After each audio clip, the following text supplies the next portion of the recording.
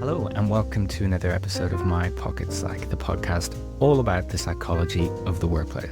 I'm Dr. Richard McKinnon. I'm a chartered psychologist and coach, and this week I'm joined by a new face on the podcasts, although we have, albeit briefly, worked together in the past. Sarah McLellan, you're very welcome today. How are you doing?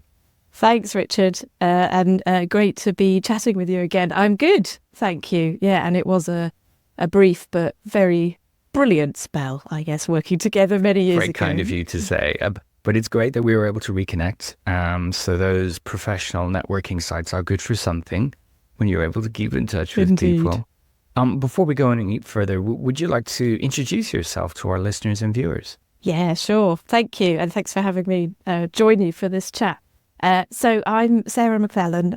Like you, Richard, I'm a work psychologist. I've spent about 20 years working in the space, primarily in talent assessment. So that's where we met, in another talent assessment provider.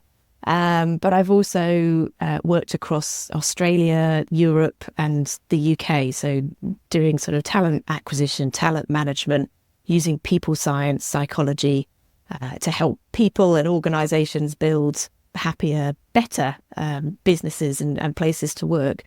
And most recently, I led the European Professional Services team at SHL, so a group of about 100 people dotted across Europe, which was a great privilege, and I really enjoyed that. And since then, I have set up my own company called Make It Human, which really is all about how can we build cultures where people and businesses can thrive. So it's a consulting organisation built around some of the principles that I've written about in a book with the same title, Make It Human. So I'm embarking on a new chapter, but using many of the things that I've experienced and skills, hopefully, that I've gained along the way. Make It Human. I love that. And I think it's a great way of expressing how our focus can be on improving the experience of work. It can be other things, but I think you and I are on the same page there. We want to make work something that is appropriately challenging, but also rewarding, and not something that detracts from our well-being, and can be win-win in that an organization can successfully meet its aims and goals and all that good stuff. It doesn't need to be at the cost of people's happiness and well-being. Yeah, absolutely. Yeah, completely with you on that. So then the big questions follow from that. What is it that you really focus on? What's the most important topic that you focus on when you're working with your clients? So there are a few, but I think the big overwrapping kind of aligning topic amongst all of it is culture. And culture, I think, is something that I personally have been fascinated in for years. Actually, if I reflect back on why I got into psychology in the first place, actually culture and the way we behave in groups, the way we treat people differently. You know, I can be quite a different person if I want to be in different settings, and everybody can be, but the way that we're influenced by the dynamic of the group, the beliefs, the value systems that we have, what we expect, and that I think is really at the core. And I like how you summed that up in terms of making it human. That, for me, is the big objective. Is, I think, for many years, being human at work has almost been secondary. It hasn't been our primary focus. The primary focus has been the output, the results, the outcomes, the financial metrics, the measures, the tasks that we're involved in. And more and more, I think there is a growing opportunity, but also pressure for us to shift towards making work fundamentally human, because when we do that, good things happen. So it primarily is about that opportunity that we have, particularly given all the good advances that we have around technology and capability and ability to connect across all parts of the world. How can we actually really harness a lot of those capabilities to make experiences, feelings of fulfillment and the impact that we have on the world better? So that, you know, I think is right in the centre of what we need to achieve, and making it human, I think is the place to start. That's fantastic. I mean, I'm just back in the office after spending a few days at the BPS Division of Occupational Psychology conference. And what you're saying there, I mean, that's the annual jamboree for us work psychologists of all flavors. But two big themes came out that echo what you say, looking at the very essentials of how jobs are designed so that they can be more human and meet our core needs, and also ensuring the provision of decent work. So beyond the job design, but that the work is doable and that it is supported and that it's not precarious and all of those things that can detract from our well-being and lead us into ways of dealing with that aren't very helpful because they're kind of short term. So you're definitely not a lone voice here, for sure, which is always good. For our listeners who don't have that background, how do you explain what culture is? That's the big question, isn't it? Because it is this thing that happens around us. And I mean, I think a lot of people would just say, well, it's the way we work. It's the way stuff gets done. Ways of working, values would come up very often. I tend to see it as almost this invisible rope that is sort of guiding us around and shepherding us. And actually, as you all know, there's lots of models, lots of definitions out there that broadly talk about those kinds of things. And there is one in particular, Edgar Schein's model, that talks about 3 different elements, which I think does help us to think about what is culture, what do I experience from it. And he talks about the essentially the environment, the artifacts that we see and experience that tell us something about the culture. And being a consultant, as you are too, Richard, very often you get to experience quite quickly something about a culture when you go in and meet a group of people, or you walk into a building, or you join a virtual call. And some of the things that you might sense are, for example, if you've gone to an organisation that's very focused on safety, so might be mining or oil and gas, or a construction or engineering firm. I remember going to a few companies in that space, and instantly you notice things like they'll say, "We'd like you to reverse park, please, in the car park, because that's the safer way to park, and also it means you can get away quickly. We'd like you to sign the declaration that you're going to behave in accordance with our safety conduct, or even watch this short video before you come into the workplace." So very quickly, you're getting a sense of what is important to this company. On the other side, you might go into an organisation like an investment bank, or maybe a law firm, a legal firm. And the sense of culture that you'll get there might be through the environment, framed by things like the offices are exceptionally plush.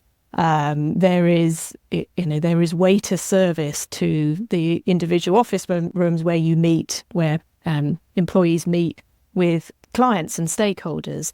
And that gives you a different sense of, oh, okay, is this what you might sit up a bit taller? You might kind of make sure, do I look all right? How am I going to fit in this environment? So you can get a sense quite quickly. And then also Schein goes on to talk about the values and norms that are guiding that. So, there might be some statements around values. You might see them as you walk in the office. You might have them on an email if you're invited in to visit.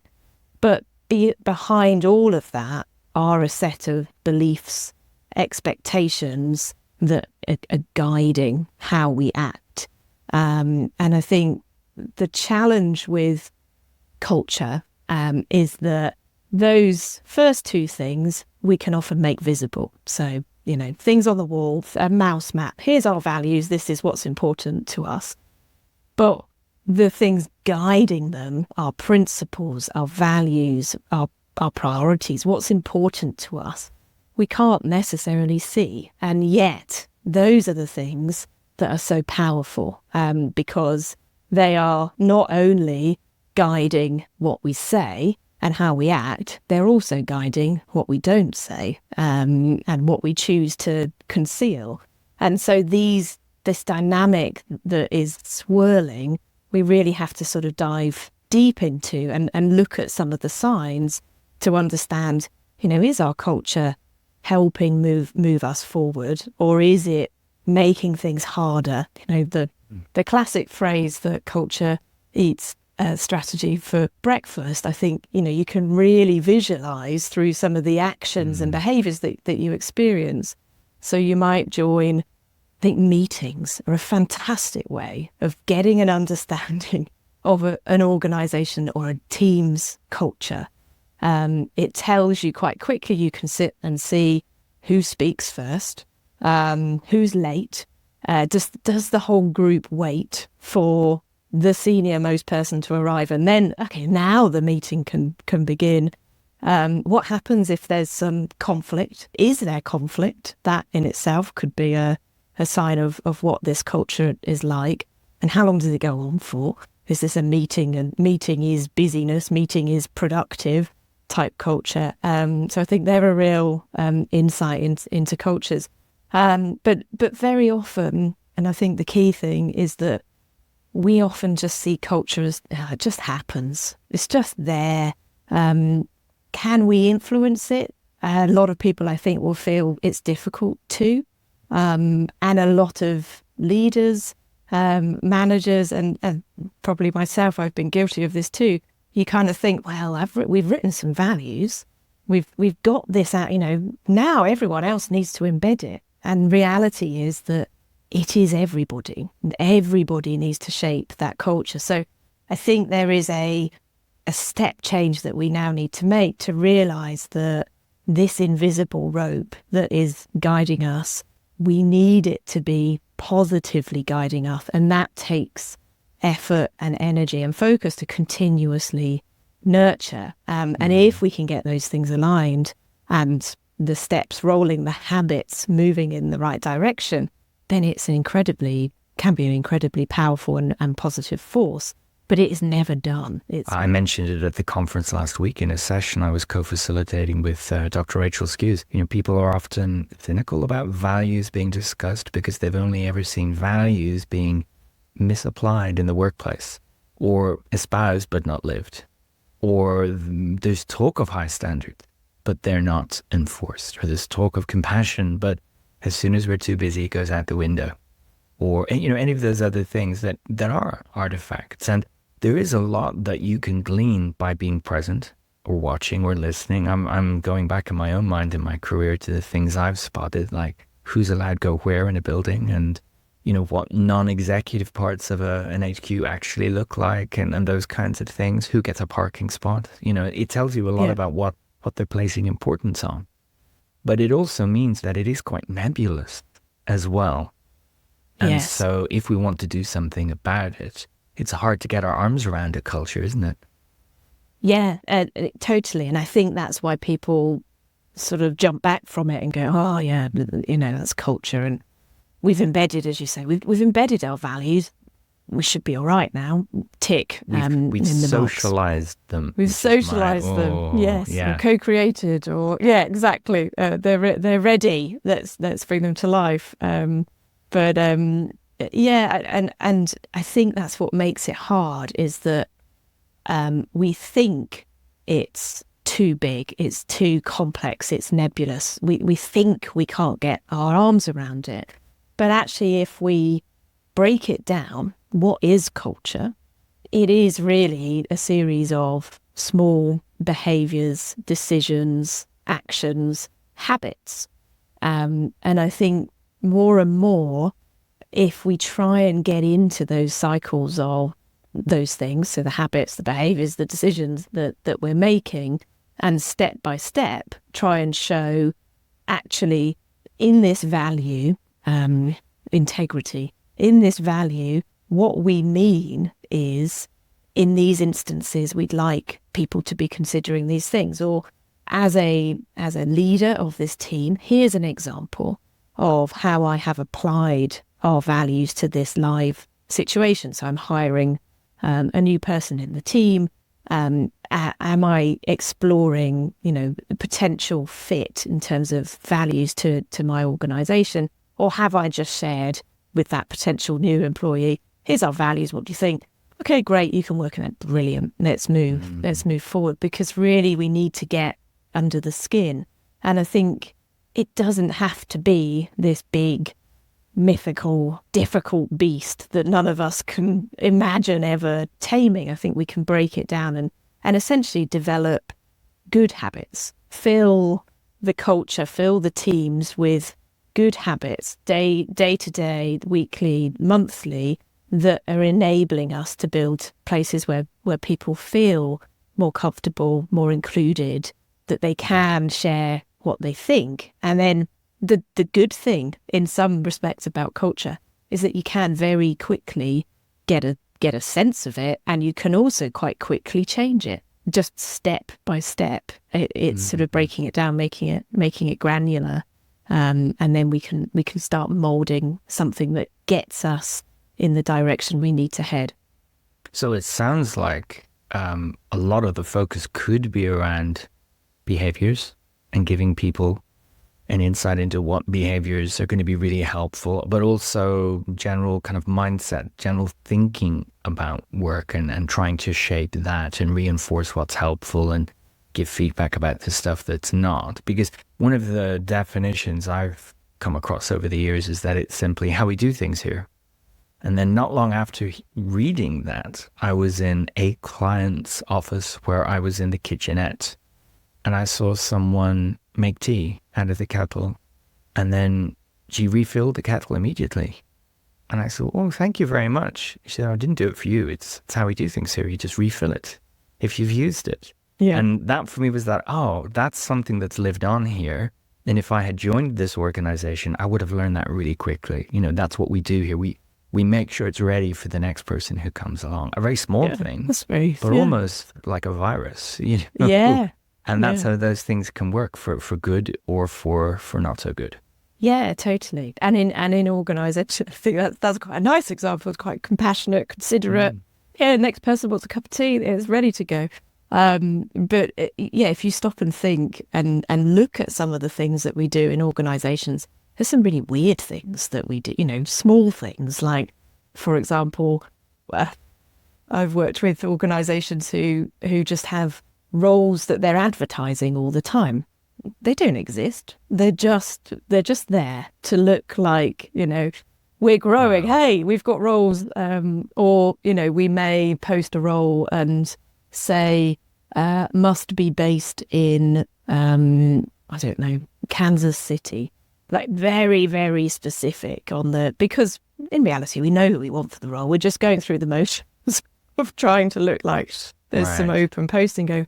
And yes, there are, it's when you peel it back and look inside cultures, you realise that as a group, there's behaviours that we sort of just accept. We just go, well, that's just how we do things around here. That's what's done. And that's tough to challenge because it's accepted and you might feel you're in a minority view, and you may not be. It's just not being vocalized. Yes. Yeah, absolutely. And it's problematic when those slightly odd, quirky behaviours turn into something much worse. They bring out the worst in human behaviour and create much bigger problems. And that's where a lot of our very early days psychological research around social behaviour and some of those sort of famous 1960s experiments, actually you still see some of that behaviour, because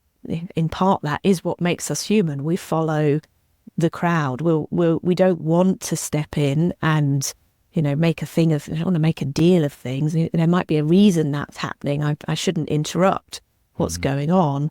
And yet, we need to be a lot more thoughtful and purposeful in helping people understand the behaviours, the actions, the habits that are helpful. And we need to, I think, particularly at leadership level, really get leaders to think and commit and talk about what does it actually mean to work here? What am I going to engage in that helps me create a culture that is healthy and positive? Because otherwise these things slip, and particularly if you are in a senior leadership role within an organisation, everybody's watching you. So if you are, take the example you shared earlier, if you're parking in the wrong parking space every day at work, you're parking in the visitors bay, people notice that and they will be thinking, well, you don't do it. You don't follow it. It's a small thing, but it adds up. And that actually is going to counteract anything that you say around integrity and fairness and ethics. Yeah. There's no role modeling of what you say is important. And we see that at the individual level. When there's a disconnect between us and our values, it's uncomfortable, and that can get us back on track if we can figure that out for ourselves. But at an organizational level, that's quite the challenge, isn't it? Our values are on the wall, but if you look at the leadership, they're not doing any of that. Yeah. And often, again, this is me search, not research, but you find that there's a need to do something about that because the organization is facing challenges.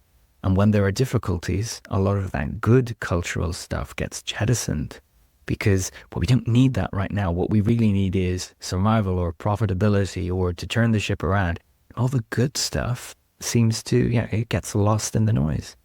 Yeah, totally. Absolutely. And that, actually, that one of the areas that I've been looking into over the last year or so is the kind of experiences of toxic cultures. So when things go really wrong and you get into the environments where people are experiencing the worst in human behaviour, and you don't have to search too hard to see organisations in the news that are harbouring abusive, cruel, callous workplaces where people are scared. There's fear, there's anxiety. And actually I was doing a little bit of research and just looking at some stats, and the Toxic Workplace Report last year reported that 75% of people today are saying they have experienced a toxic culture. So it's huge, this problem around how should we behave, how do we create environments where people feel they can call out behaviour that is unacceptable, and how do we ensure people know what's right? And this, it's a big challenge for us. And actually, I also did some research when I was writing the book around failing cultures. So I looked at some of the cultures that have been in the news. Boeing, for example, is one. WeWork, the tech workspace unicorn that obviously came crashing down and recently has been back in the news again. And other examples like UK government and some of the issues that were there around Partygate, double standards. And actually, when you explore some of those things and you read a lot of the reports and articles that have been written and people who've worked there and spent time there, it's very clear that these cultures don't just fail. They don't suddenly just go, take Boeing, for example, massively safety-focused, meticulous culture and organisation, quality assurance checks coming out of their ears, to then, suffering huge, tragic losses through 2 crashes several years ago, and it being revealed that actually those potentially could have been prevented had there been the right training and checks in place. And what had happened is this big shift from safety first to very much financial and commercial oriented goals taking over and essentially dictating what was prioritized. So the behaviors, the activities, the quality checks went out the window. It was about pace, it was about volume, it was about market share and getting these planes out there and ready. And so, I looked at some of these case studies and did some of my own research and essentially developed this model that is about helping us identify the early signs that there could be some cultural issues or cultural cracks simmering in a team or organisation, so that we can get ahead of it more, and we can, intervene if we see some of these early signs.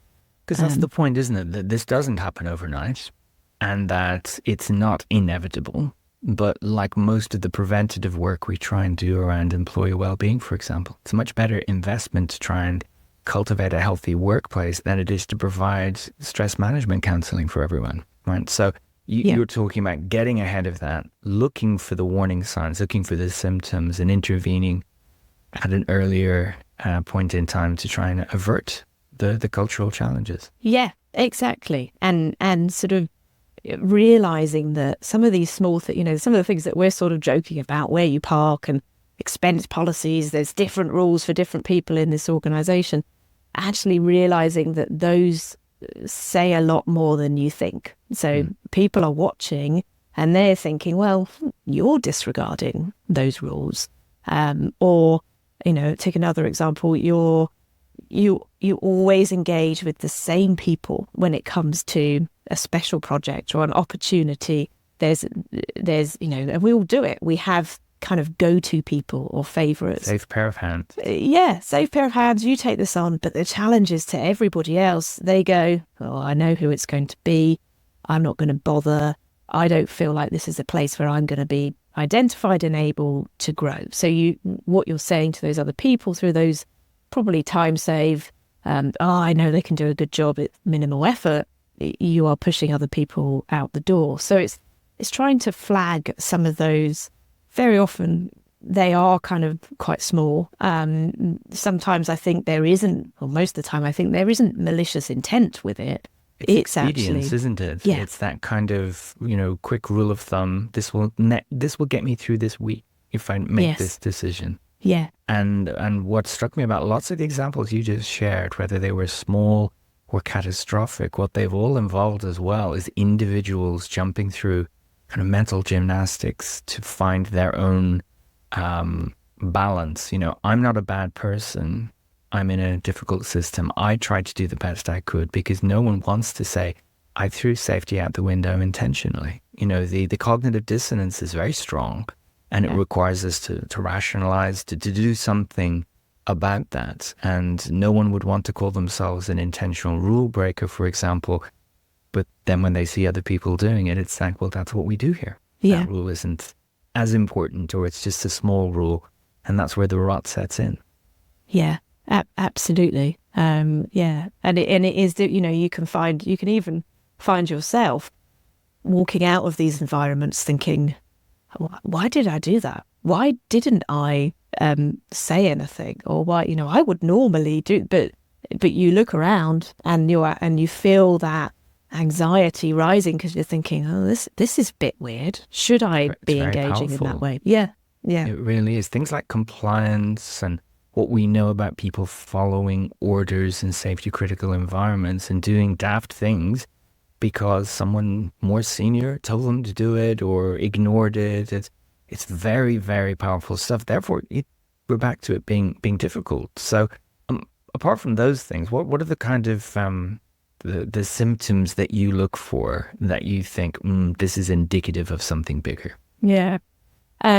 So I've identified 10 main signs. So this was for the psychologists and people who are interested in how this was created. This was through a range of sort of different surveying of individuals, conversations, looking at some background, previous research, because there's a lot around toxic cultures and some of the signs of when things really go wrong. But there is less about the early indicators, the small things. So, how do I know if I could be stepping towards something that could turn quite nasty? So through that, I developed this model that has 10 different signs. So some of them we've talked about a little bit, but a few examples would be double standards. So that kind of, not preaching, not doing what we preach, different standards, different rules for different people in the organisation. Others would be silence. So that, and we've all experienced that, that awful moment where you get to a call or a point in a meeting where you ask for questions or you ask for some level of engagement and you're just met with silence. Now, sometimes that might be absolutely fine, but if it becomes a theme, then it could be indicative that people don't feel comfortable. There isn't psychological safety here, and there's some work that needs to be done to build that. And that was something when I was first building a European professional services team, and we were all working remotely because it was in the middle of COVID and spread across Europe. That was something we encountered all the time. And it was something that then we needed to go and work on, one-to-one and in smaller groups to try and build this dynamic where people felt a lot more comfortable in interacting and sharing questions and sharing thoughts. And we got there, but it does take focus and effort to achieve it. Another big one would be profit over purpose, which you mentioned earlier, Richard, which I think is a big one. We struggle with that all the time, particularly in tough markets. So right now, there's a lot of companies who are lurching towards, well, we've just got to achieve this result, this financial result in this period, in this quarter, this year. And we do that in a damaging way. But the flags that you might see for an organisation that's struggling with this is if that's the only thing that we're talking about. If we're only talking about quarterly measures of sales performance, revenue, target, then, probably more than half those people listening have already switched off because they're thinking, well, that doesn't really mean much to me. How do I contribute to that?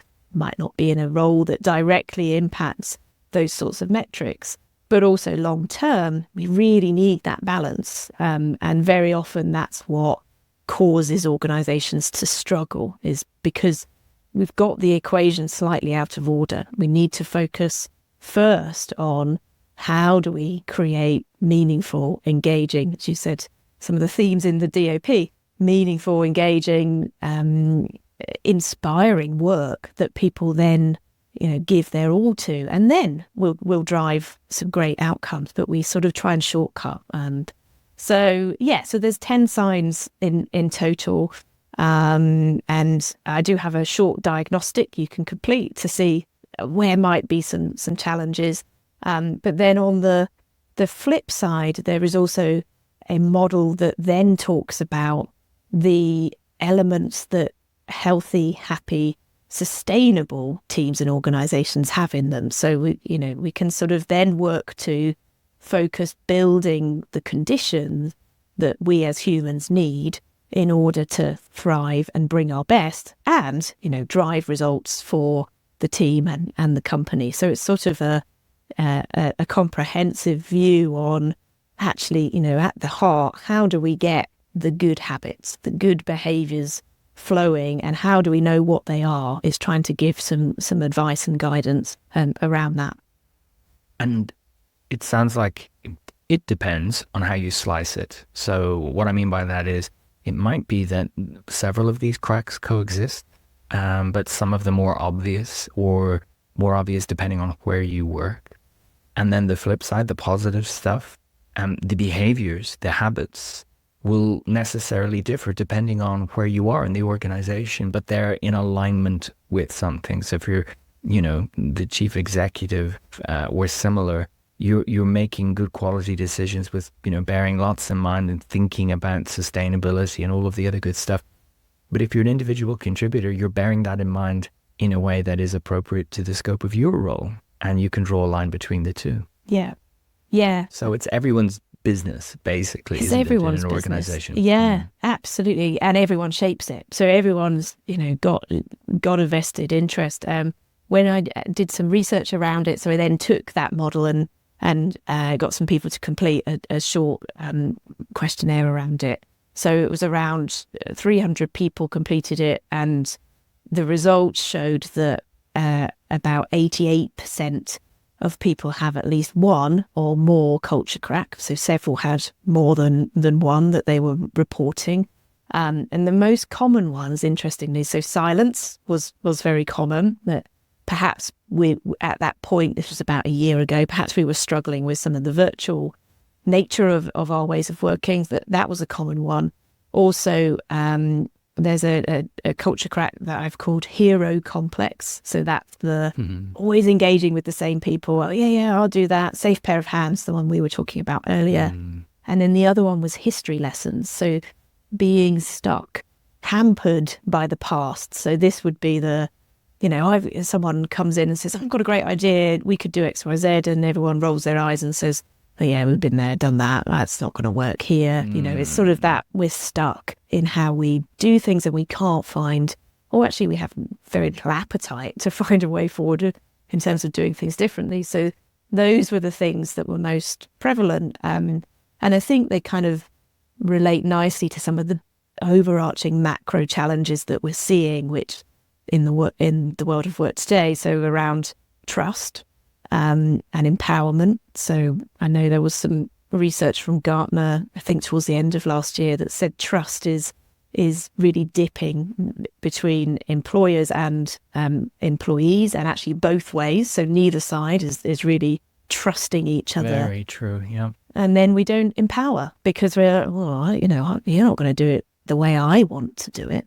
And I don't fully trust the way or the results that you might drive. So we get stuck in this vicious cycle. And yet, when we look at things like engagement, which I know has also been dipping, but if you dived into some of the results of an engagement survey, a lot of the time, if you've got challenges, empowerment is one of those real areas that can create such a ripple effect if you're able to pull the lever in the right direction and create the right conditions. It sounds like, and I had to look at all of these examples that you're sharing, courtesy of a blog post, which I'll share in the show notes. But it sounds like that there are good quality evidence-based answers for each of these challenges as well. So it doesn't necessitate us to reinvent the wheel with this. We know how to cultivate psychological safety and encourage people to speak up and speak out. We know how to do that.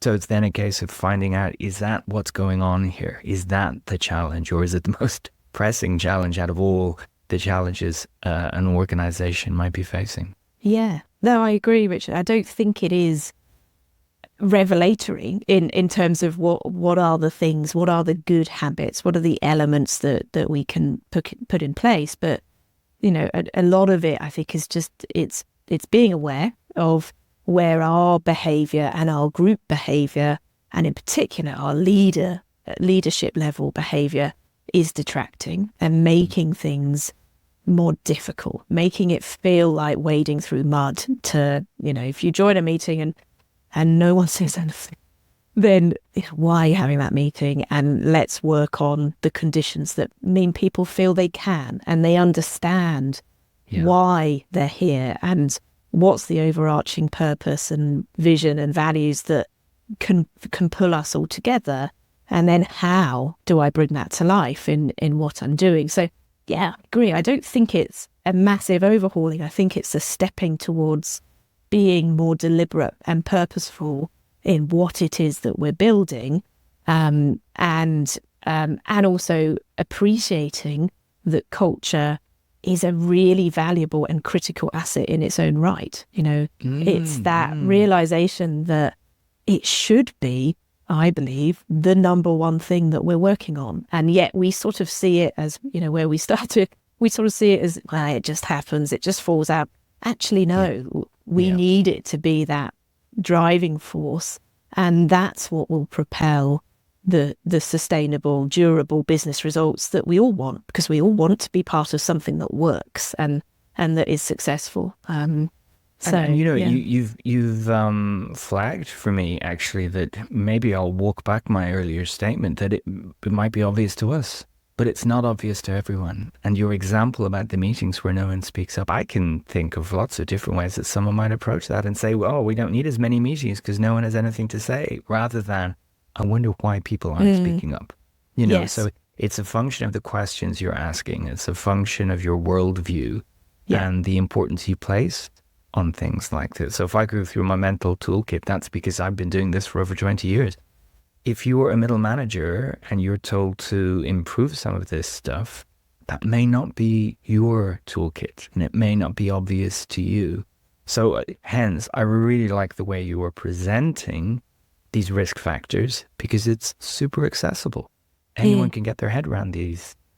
Thank you. Yeah, and I agree. I think it's much more about, it's just refocusing to the conditions that we're creating to then enable that to produce results. And yeah, very often we're turning to leaders and managers and saying, just give me these results now. And then wondering why we can't, or wondering why people turn around and say, well, oh, no, I don't want to work in that way. Or they burn out and disengagement happens. Really, it's saying, look, let's create, let's think about what we need to grow as human beings. That's the starting point. And that is a great point at which we can wrap up. I love that phrase. So thank you for that. I'm going to link to everything we've been talking about in the show notes so people will be able to find your book and the blog post I mentioned and anything else that you would like to share in there. I'm going to put you on the spot though before we totally wrap up. What is the one thing you'd like ringing in people's ears as they finish this episode when it comes to organizational culture? The one thing, I think it is about creating cultures for human growth. That's the one thing that if we could reposition what it is that's most important for us to be doing right now, it's creating an environment, a culture or a climate where people or humans can grow. Fantastic. I love that we're finishing on a positive note. Sarah, thank you again for your time. It's been an absolute pleasure to catch up with you and hear about everything you've been doing since we last worked together. Indeed. Thanks, Richard. Thanks for having me. It's been fun. Take care. Bye-bye.